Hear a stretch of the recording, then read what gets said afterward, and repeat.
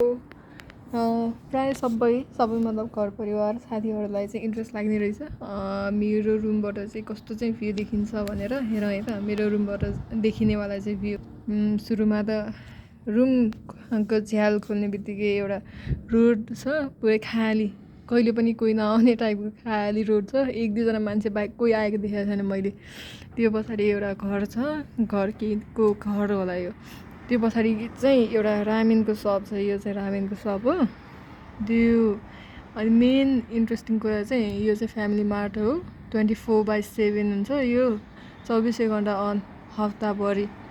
अनि यो चाहिँ मेन हाइवे त के यहाँको अब मेन रोड यही हो, अरू सबै यिनीहरू सेकेन्डरी रोड। अनि त्यस पछाडि एउटा चाहिँ यो घर एक तले भए पनि राम्रै छ।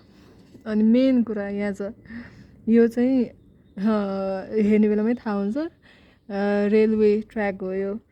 अनि हेर्ने बेला चाहिँ रमाइलो छ, रेलवे ट्र्याक छ भनेर रमाइलो हुन्छ, तर रमाइलो त केही पनि नै। डिस्टर्ब त सुरुमा आउँदाखेरि 2-3 घन्टा त मजाले म डिस्टर्ब भएको थिएँ। अनि अहिले चाहिँ अलिअलि बानी भइसक्यो।